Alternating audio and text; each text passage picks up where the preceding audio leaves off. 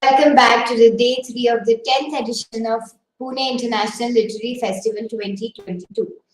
We begin the next discussion in the mood for translations.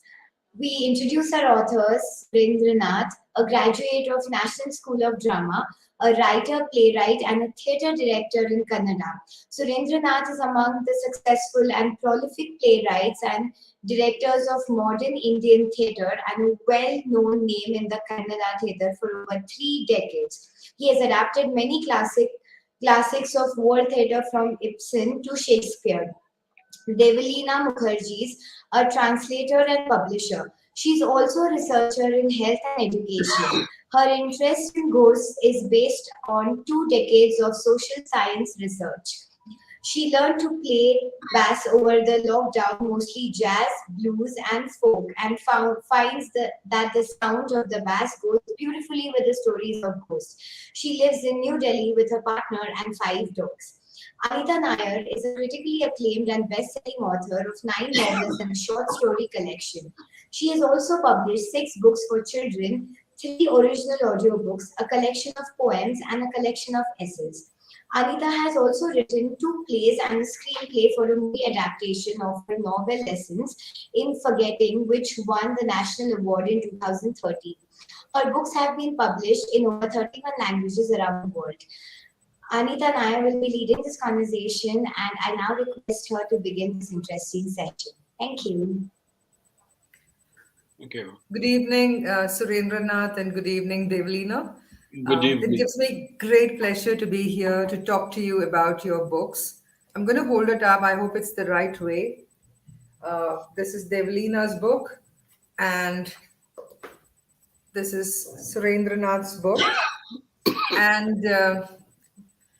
And to those of you who haven't yet read the book, I would urge you to please pick up a copy and start reading it, because they're both very, very unusual books. And at the same time, they are probably one of the most interesting books that I've read in all of 22.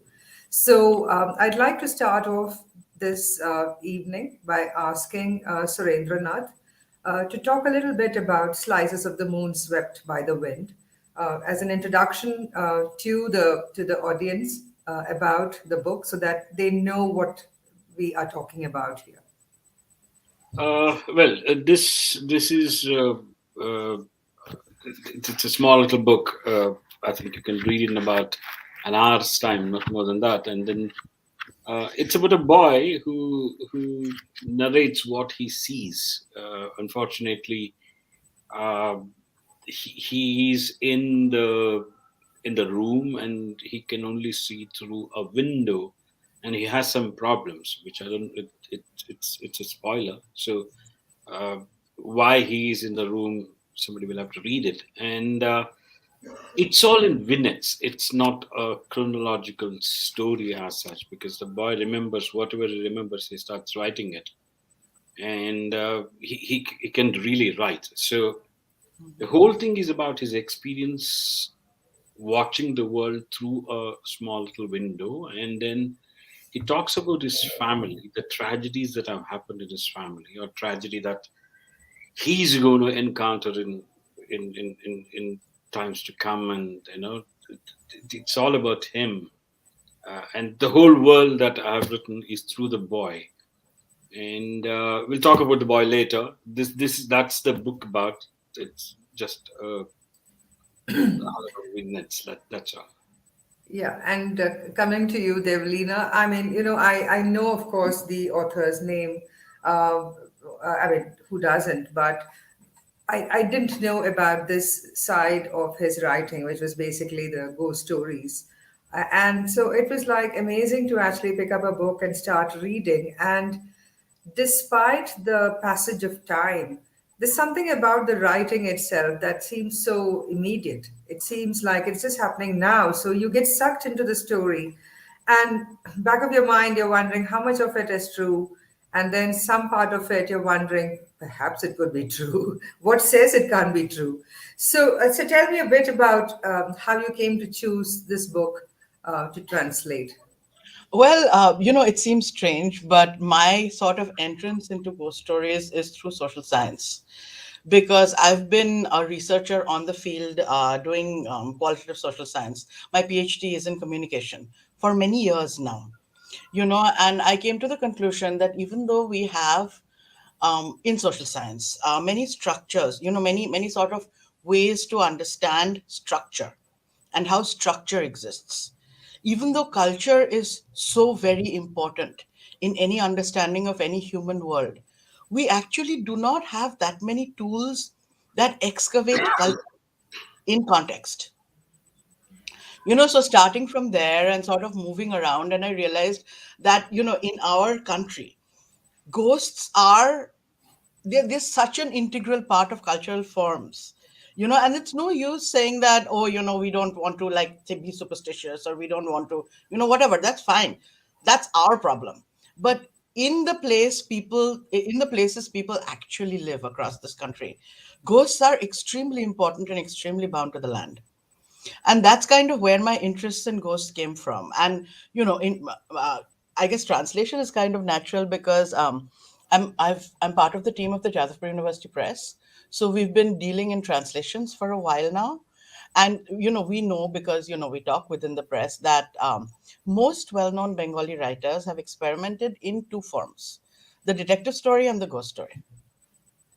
And so, when I was looking to translate these two kind of streams of, the social science thing, and what shall I translate? Of course, I'll translate ghost stories. I mean, this wasn't going anywhere else for me. So it's a kind of twin call. Does that answer your question? Absolutely. In fact, one of the things that I was thinking about was with Surendranath's novel, you actually meet what I would call a ghostly child. He is a child who exists, but then he's also like an apparition. Nobody really sees him except for his immediate family and so on. And in your book, there are, of course, ghosts, but they are also all very ghostly in their ghostliness. You know Yes. what I'm talking about. It's not Yes. like the overt ghost story. And I think that is what makes it, I mean, for me, both books, that's what makes it so exciting as a reader and as a writer when I'm reading it, the form, and the economy of the prose that is used, whether it's this child or one of the characters, Taraknath, or the other stories, the mansion that is by the river, etc., and so on. There's nothing that suggests that the classic tropes of ghostliness, which isn't there. And similarly, with this ghostly child, it's not as if there is any description given, So there are no descriptions in either books, and that is what makes it that much more, I would think, frightening as it is overwhelming, because you're not given a complete picture, and that shadow zone is what makes it that much more real, that much more. I also would think, like, you can feel like your goose flesh on your spine and everything. I'm so glad And that happened. excuse me, sorry. I'm saying that was an intended effect of the ghost Yeah, story. so absolutely. Very happy it And felt it's the same feeling like when you finish reading Suri's book and you see the last line, and then it's like, but what was it? Did this child really exist, or was it just this is like exact. somebody's, scribblings, and it probably never happened? Somebody just wrote a story, and that's about it. So there's so much that is unsaid, and that's left to the reader's imagination, which is the, I think, the classic way of telling a ghost story. So I think in a strange way, with both books seem to kind of feed off that thought that, less is more, pretty much. And so Suri, tell me about it. Was this intentional when you were writing? The way you chose to write this book.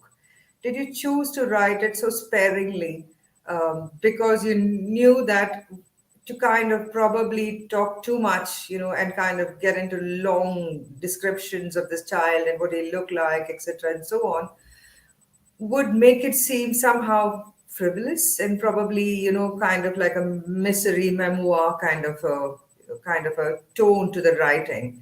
So what made you choose to write the way you did this book? You see, I'm a playwright, so I write a lot of plays, and plays means mean it's about 80 pages of dialogues. Everybody talks. So that's one thing I didn't want to do it in this novel, and even the other novel and short stories. I don't write too many dialogues in it. Like I'm highly influenced by these Russian writers. So I give a lot of pictures when I write. So try to limit my dialogues in my stories and novels. So this is about a boy whom I know, or I knew rather, and he was very young when I met him, and then he's I think the fifth child of my auntie, like so. So I've met this boy. So and when he was 4 year old, uh, his brain stopped. So then he lived up to about 28, 20, and now 30 years. So I've seen this boy. Uh, so it's this is about giving, and the boy was very silent after 4 years. He was very active till he was four, and then he went silent. There was nothing else. So this I tried to give voice to him, like what happens. I mean, he was good looking. He was not the way I've written in the book, but he was a good looking. But like when a man sits in his place for about 30 years, how he becomes. So I tried to give voice to him, like what happens to a boy if he starts speaking, and how much can he speak. So I don't think they speak too much. Like very few things that really uh, attract them or that really hurt them. That's all they write. And he starts writing it, and that too he starts somewhere in between when his teacher tells him to write whatever you comes to your mind, write it. That's why it's not in a chronological order. So all those things, my real thing, and my being a playwright, not to use dialogues, too many things, like just give the picture as it is. Look at it as a stage setting, like you can see it's highly dramatic thing, like a boy watching the entire world through a window. So that's the most dramatic thing for me. If I do it on stage, it's a wonderful thing for me.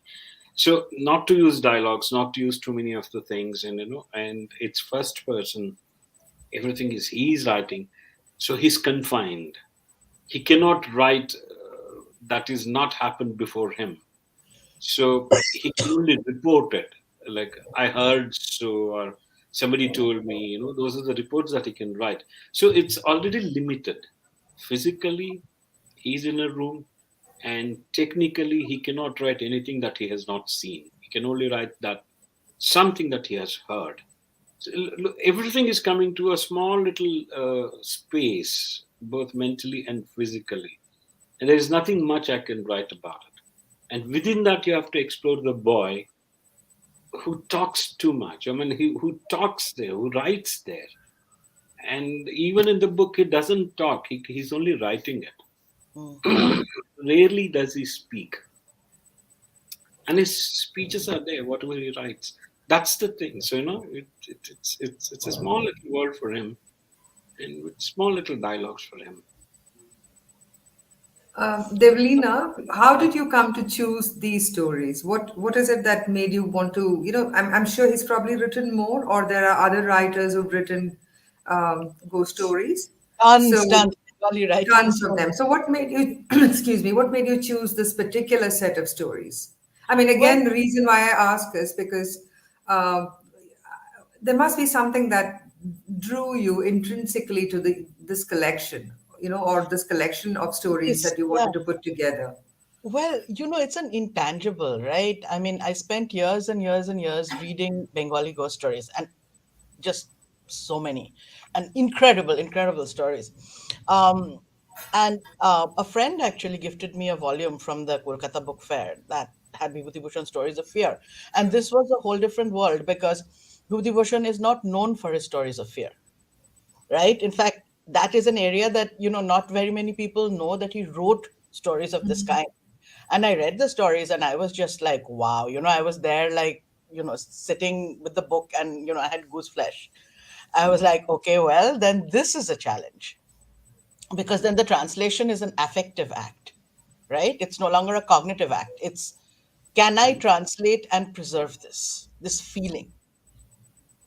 And so it became, both a thing to kind of sit over and immerse myself in, and also a kind of challenge to myself to be able to transcreate and be able to do that in another, like, I mean, it's really transcreation. Translation is really transcreation, right? So that became the thing, and I kept doing it until I felt goosebumps, and then I'm like, okay, then maybe it's working. Maybe these things are subjective too.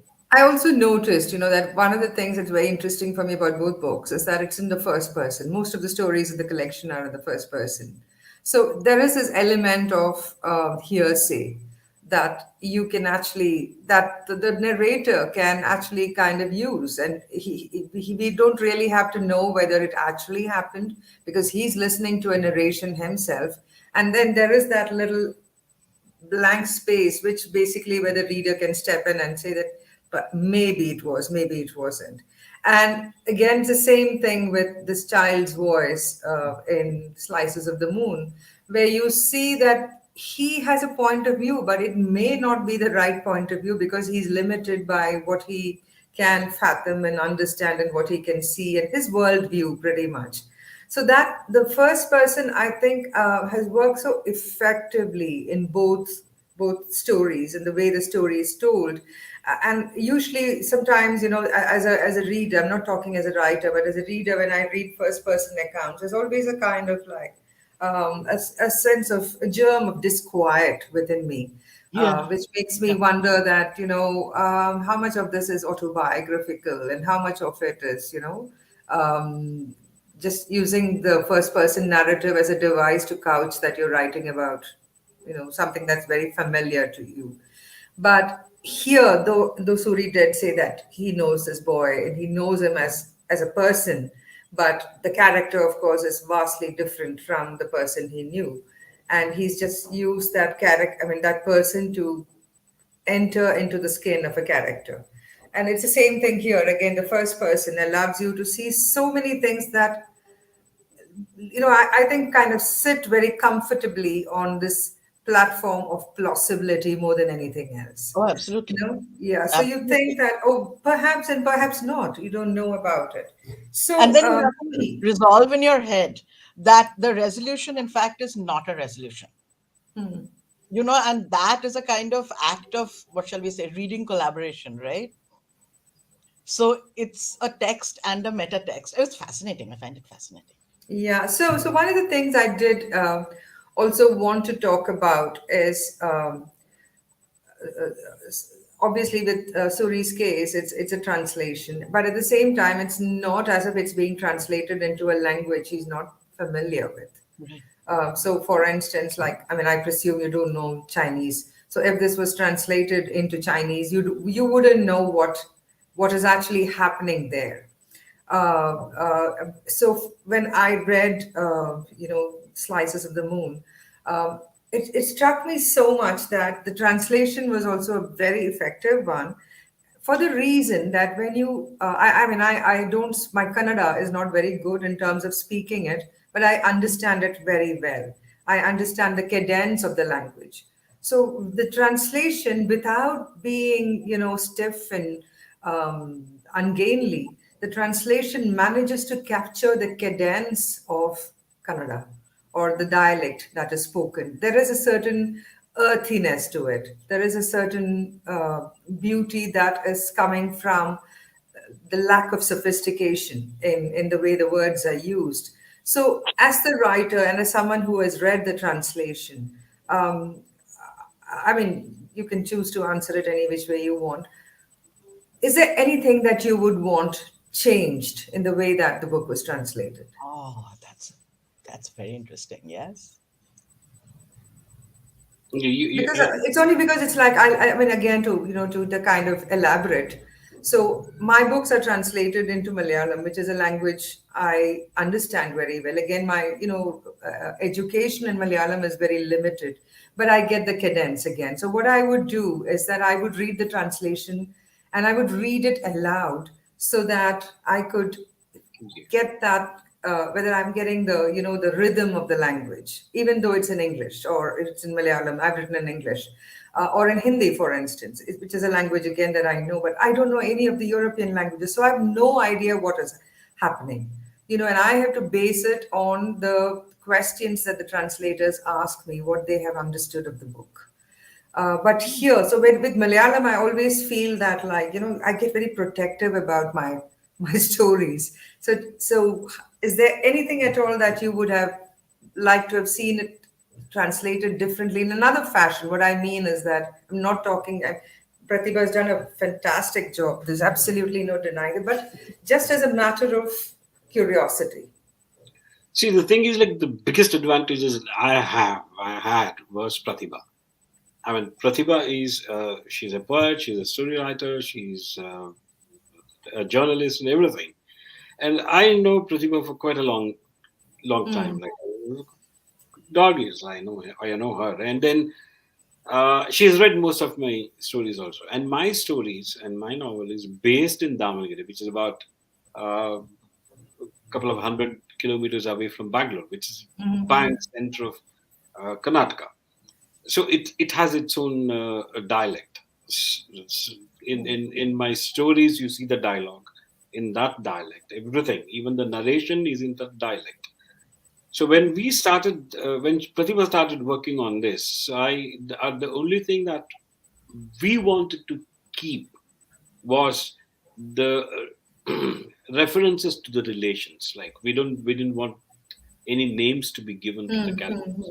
So then we had the challenge of, how do we call? We call Sanaka, or my little younger sister, or sister, first bigger sister, or all those things were happening. Then we said, okay, let's stick to Sanaka Doddaka, which is very purely Kannada thing. And then even as we started writing, as she started writing, as we started consulting each other, we wanted to keep certain we wanted to keep certain words as it is, like the panches and then sarasamukis. We didn't want to translate that as it is. So yeah, there is nothing Pratibha has missed from the original that I have written.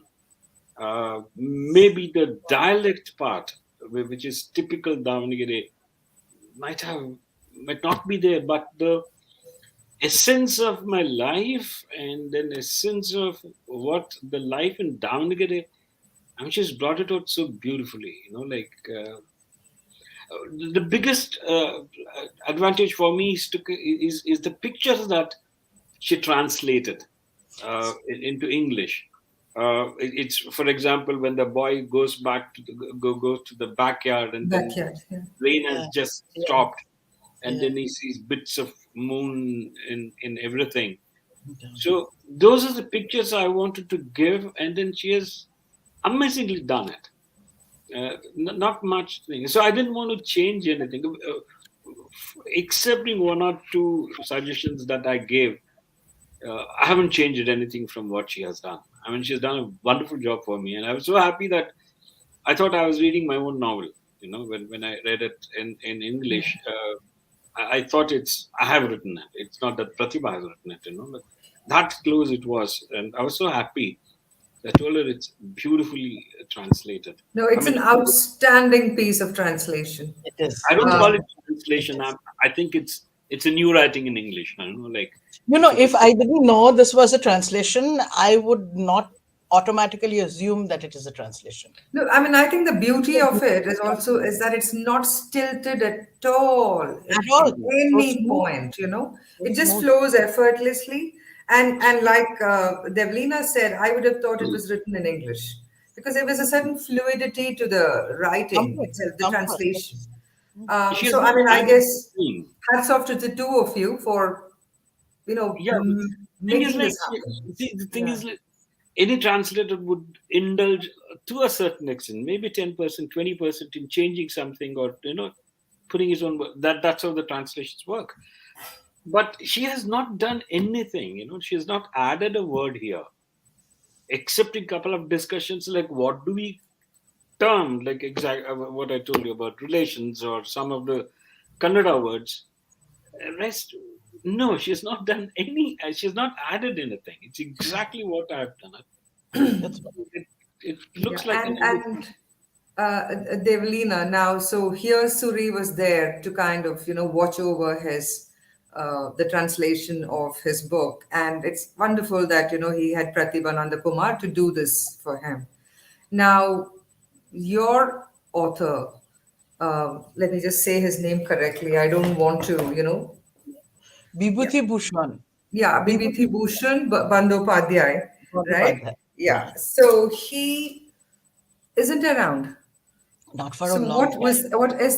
what did it feel like to translate the work of someone who you can't even consult with, to ask him what was he thinking of when he wrote this, or when he was, what did he mean by this particular phrase? Because again, I don't understand Bengali. I understand a little bit, but not enough, fairly well. So for me, if I didn't know, again, I would have thought that this was a book written in English, but not. Again, there was nothing stilted about it, and also, what was the language like, in terms of, like, the language that you chose to translate? Did it have a certain kind of very matter of fact way of telling a story, and did you stick to that, or did you choose to pare it down a bit, make it less melodramatic, or anything like that? No, see, the thing is, Bibhutibhushan has a very strong, clear voice in the Bengali. It's like a voice with a V. So I felt I was on safe ground there, because um, when you're working with a voice that is very, very strong, then whatever you do with it, the voice has a magnetic quality of its own. And I found that sort of play itself out. And actually, I was thinking, when you were discussing how your book was translated, Surendranath, is how magnificent it would be if Bibhutibhushan were around, to collaborate on this project the way that, your translator collaborated with you. That's like the ideal situation, right? But when that does not happen, then, you are left to resolve these questions on your own steam, right? Because there is nobody you can go to for answers. So there was a great deal of that, and there was a great deal of cultural unpacking, about the question of, your book beautifully, took from one language to the other, right, without there being need for certain kinds of cultural unpacking. But Bibhutibhushan writes, because he lived in that era, in archaic Bengali. It's not contemporary Bengali. And also, some of the ideas he presents are culturally not in vogue anymore. I mean, not even in Bengal. And when you're translating to another language, you are, of course, accessing another audience that has another set of, like, universes whirling in its head. So that act of, like, putting it into another space, then it's a question of, who are you prioritizing? Do you prioritize the author who has, when he wrote at that time, chosen not to explain certain things, because in that era, these things, in that era, in that culture, in that language, these things did not need explanation. But then when you bring it to an audience, those things might need explanation, right? So yes, I mean, it would have been fantastic to be able to do the translation the way Surendranath's book was translated, but in its absence, you're dealing with ghosts, and these are the ghosts of giants. Absolutely. Yeah. These I, are the I, ghosts I of giants. I would certainly say, like, you see, when I translate when I adapt the modern playwrights, it's difficult for me because they're around, like they are there. Yeah. But I'm so happy to do, the Shakespeare, because he won't ask you questions like, why did you do this way? And best thing for me is he doesn't ask for royalties, like he's there and not. So this wonderful quote I've heard. I forget who it's by. It's where she says, it's a woman, where she says, the only good writer is a dead writer. So No, I mean, no. In all seriousness, I mean, when you're touching the work of somebody who is such a legend, right? I mean, that aspect of sort of standing on the shoulders of giants follows you every step of the way. It's You're never far away from it, because I mean, the act of translation is a conscious act. You're choosing to go into somebody else's work, somebody who has a certain stature, and you're choosing to sort of take that work and in a sense, imprint yourself on it, right? Because if you're a translator, you're doing that inevitably, Hmm. right? So every single choice is a very deliberate choice. I mean, I think I retranslated each of those stories, oh, I don't know, 7 to 8 times, because I was so very anxious that that balance of, the giant's footstep and my little contribution, that works out in a way that doesn't disturb the giant's legacy, basically. So this was a question I carried with me, quite consciously. And So when one we of the do this, things, sorry, sorry, sorry. when we do this Brecht or Ibsen or thing, I follow that a simple thing called respectable irreverence. You know, Could you I explain that? This consider sounds lovely. them, but I don't consider them. Like I take a lot of things because Ibsen he has written this in 1878, 1879, 1890. That won't fit in now, and for theater it should happen now. So Absolutely. I respect them, but you know what I do with them? Slightly change it and bring them. I, So I use I this love that word, phrase you used. What was the phrase you used? Could you say it again? Respectable respectable irreverence, he said. irreverence. That's very cool. I'm going to quote you on that. It's a So, very so one cool of the phrase. things that I had to do, when I was translating this, again, this grand old man of Malayalam literature, Hmm. Tagari, I was translating his Chemin. Hmm. And the story behind the writing of the Chemin is also part of the book. And one of the things he does say is that how he, checks into what they call a lodge in, like, what was like a hotel. Yeah. Devalina, that is, if you don't know what a lodge is, or for I know. anybody. So it's like a small, low scale hotel. And he checks into it and he works for 8 days continuously and he finishes the book. And I think in a matter of a few days, the book was also published. So obviously, there was no real editing that happened. There was no copy editing or anything that happened. So when I was reading it, I noticed a point where the section ends with him saying he had his lunch and he curled up and went to sleep. And the next paragraph starts with saying he had his breakfast and went out to sea. Whoa. So there was that time thing there, and now it became, I felt this great responsibility to protect this man and not let anybody know that. And I won't blame him because he's written a book in 8 days and it's just gone to print thereafter. So he hasn't even had time to mull over it. And then I don't think writers actually sit down and read their books again to check. Mhm. Yeah, And I and mean, he's such a isn't he's such a big man. Nobody's going to dare say anything to him either. So when I was doing this, I had to kind of change that because he had been specific, where he'd said supper and then he had said breakfast. So I had to change the next meal to just a meal so that yeah. you're kind of erasing the passage of time or what time it was. So that time problem that was there, the continuity, as you would call it in the movie world, is kind Well, of that, hell. that actually happens all the time in Bengali writing because, of course, our notions of time are far less verbalized than Western notions of time, right? So when the West or writers in the West, they map like that, our particularly older writers don't map like that. So then, figuring out, so this happened a lot actually in anything that you would look at in Bengali, these jumps in time where it's just assumed that that, oh, the guy got up, he probably had dinner with his family and nothing happened, so we don't need to write it down, right? But sort of, competing Western notions where it's like every minute has to be accounted for, Yeah, right? accounted for. No, So I but mean, in this case, no, in this case, what was interesting was because it's about a fisherman's life, pretty much. So time is defined by the light in the sky. So is it dawn, it is dusk, and everything. So it becomes kind of important to name the meal also because breakfast, lunch, and dinner have different words in Malayalam. Yeah. So that you need to say that. You can't just say it's like you say khana in Hindi. You can't let's say just that. gloss over these next 8 hours and then just come back to it at some point. Yeah, yeah. So this is like so the one I mean I that's why I was very curious about how you felt about the translations and here. So in your case, of course, you could actually tell if there was some, if at all there was any such kind of like discrepancies, you're available there to tell Pratibha that, look, this is what I meant. And Devalina didn't have the benefit of that author being there.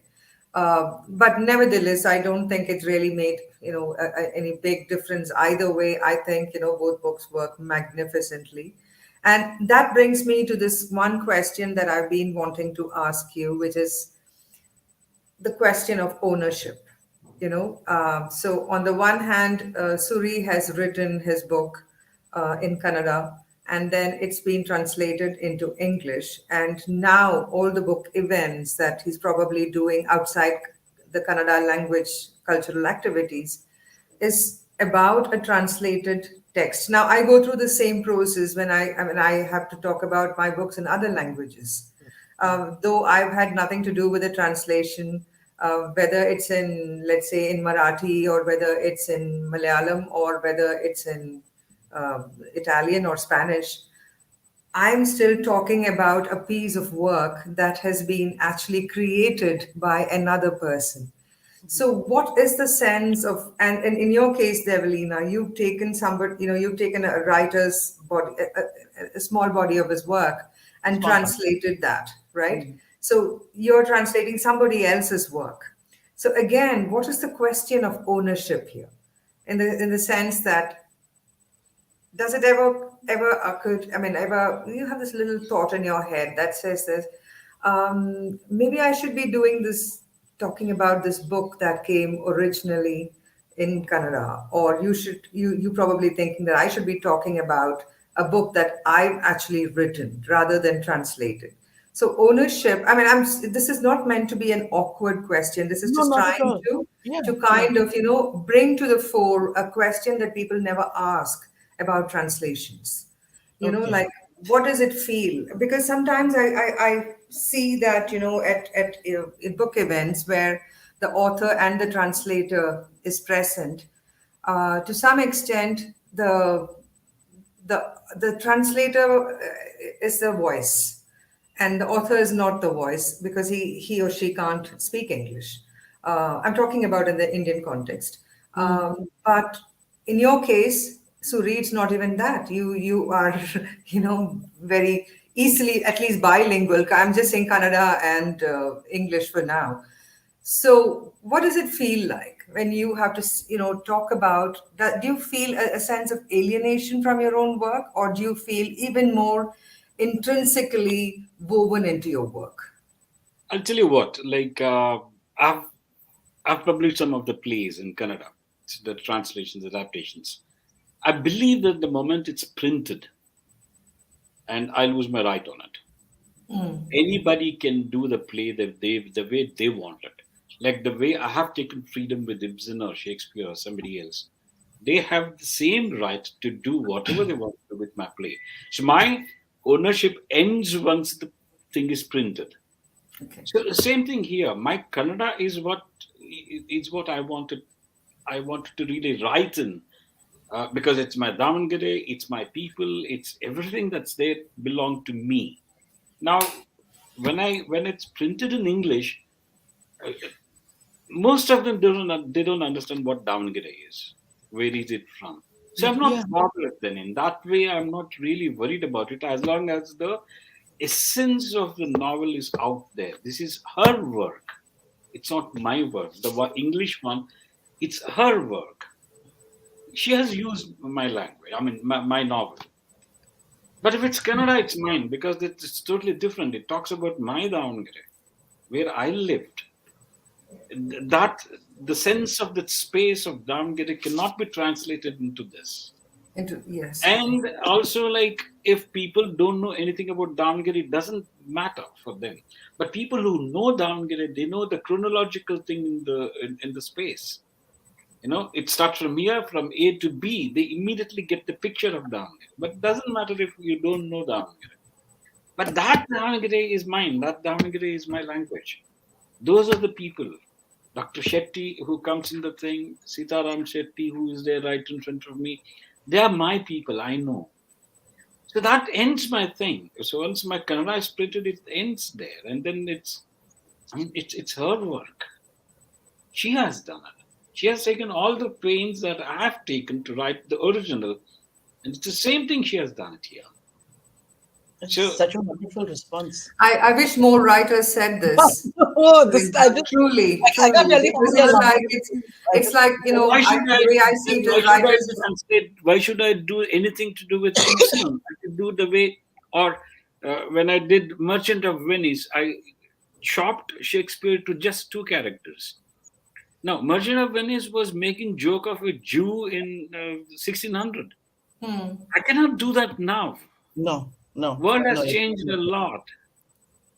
So, if I could do that, somebody else should do it to me. Like, well, respectable reverence. irreverence. Yeah.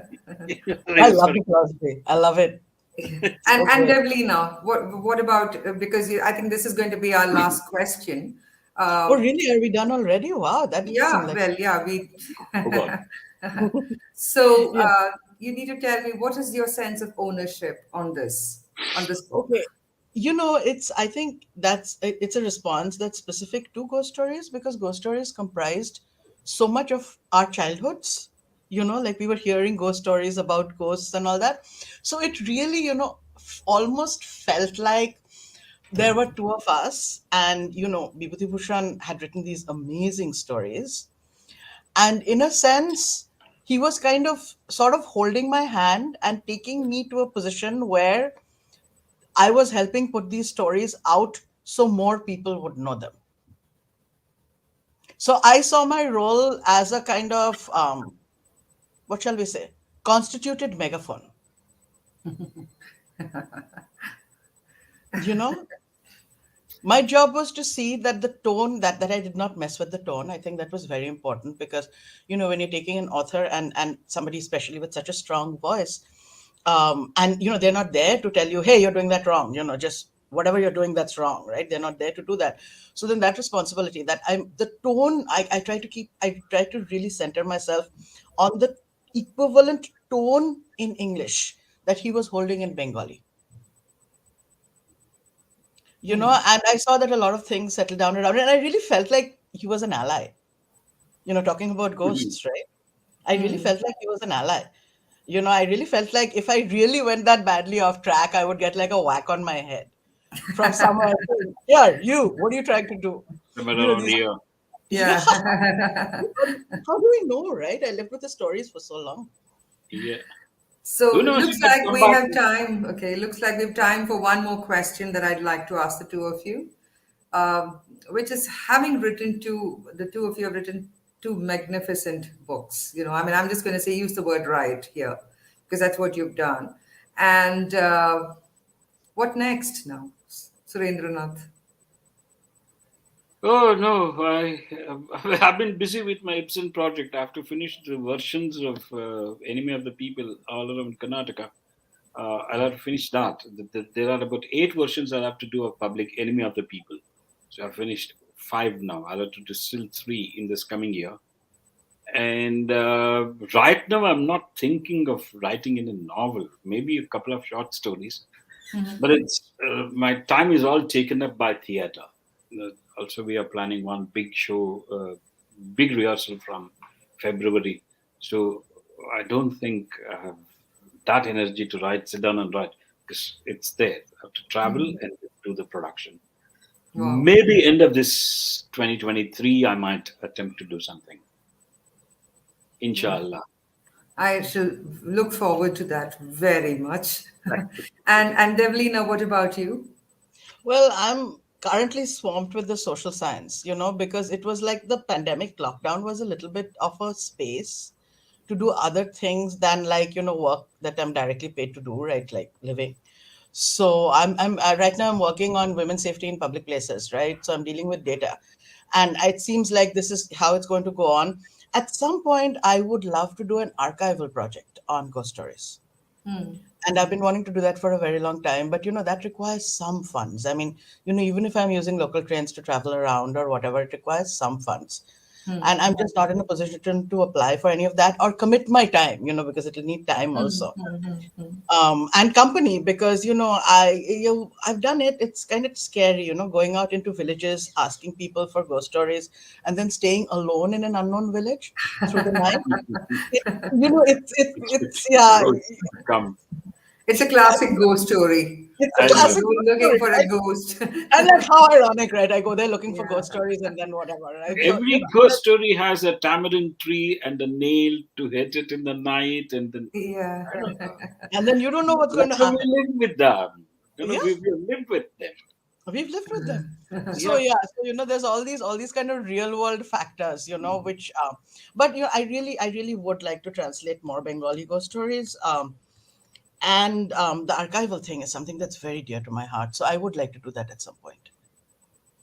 Have you considered writing your own original fiction?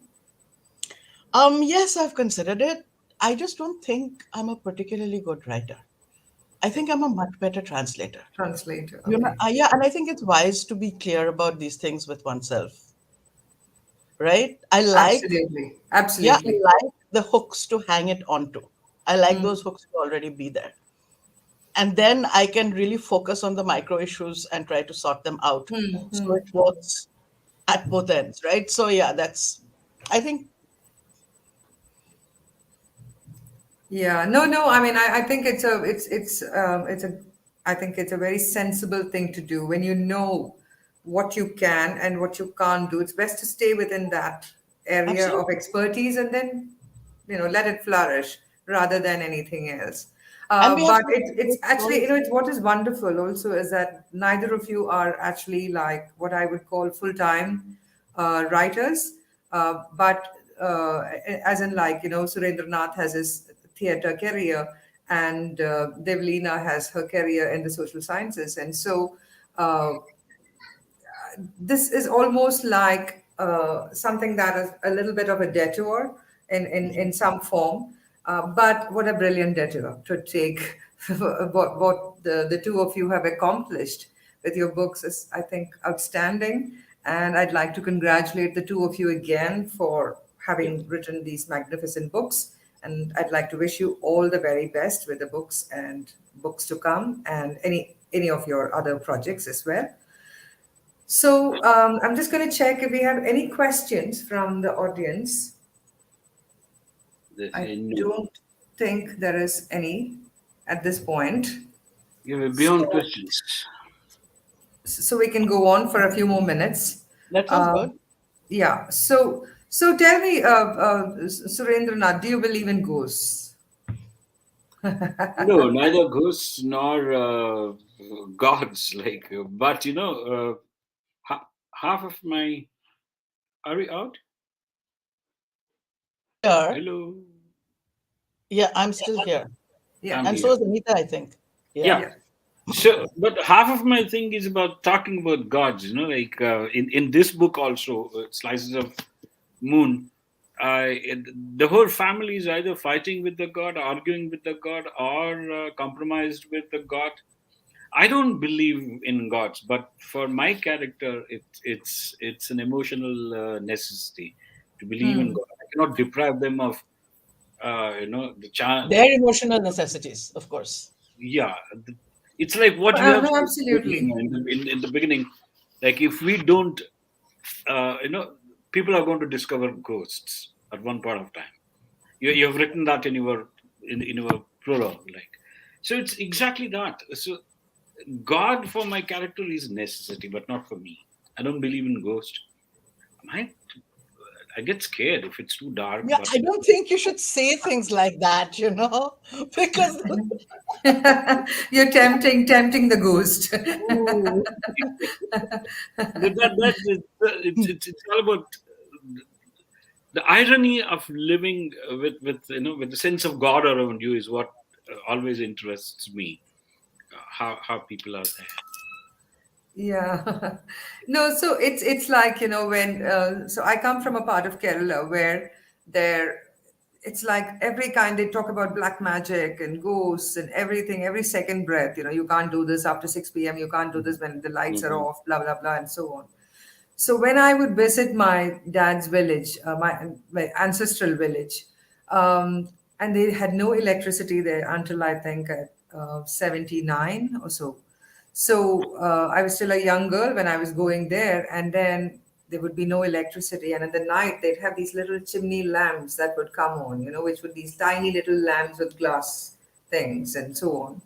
And the well-off homes would have what was called the Petromax lanterns kind of thing, and Oh, that yeah. was what people lived by.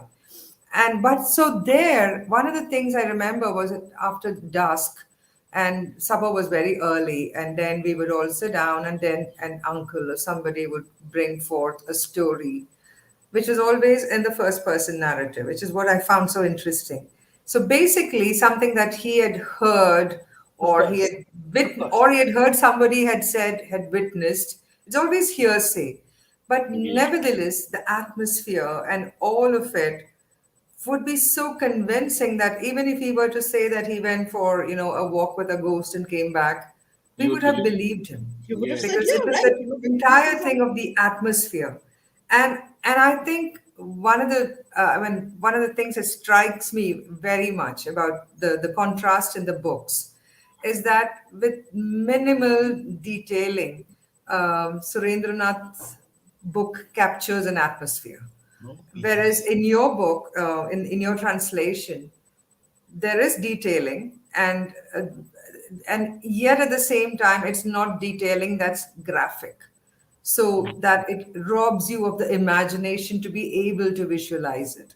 So I think that is one of the things that has worked so wonderfully in favor of both these books, the way they kind of emerge to the reader.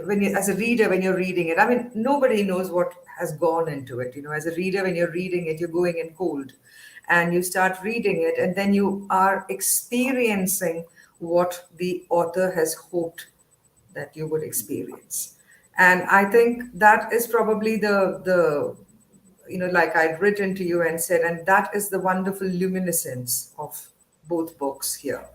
And I think with that, we will be able to come to an end of this evening. Is there anything else that either of you would want to add to this It's No. been a discussion? wonderful session. Thank you. I mean, please, Surendranath, go ahead. It's been a wonderful session. Thank you. And Yeah. time is I don't know. Like it's almost 1 hour now. And yeah. Does it feel like an hour? No. yeah. Yeah, Thank you it's so much. almost an hour. And Yeah. it was lovely chatting to the two of you about your books and the writing itself. So thank you again. Thank you. Thanks a lot. Thank you. Thank you. Thank you. Auf Wiedersehen. It was certainly a very thrilling, captivating discussion. Thank you, Surendranath, Devalina Mookerjee, and Anita Nair for being special PILF guests. Thank you so much for being with us on this literary journey. We hope you enjoyed being part of the same. On this note, we end day 3 of PILF 2022 for Studio 3. We hope you had a smashing time and will join us next year for the same. We would like to thank our title sponsor, Vishwakarma Publications, silver partner SBI, bronze partner Bajaj Allianz, and our bookstore partner Crossword. Thank you and good evening.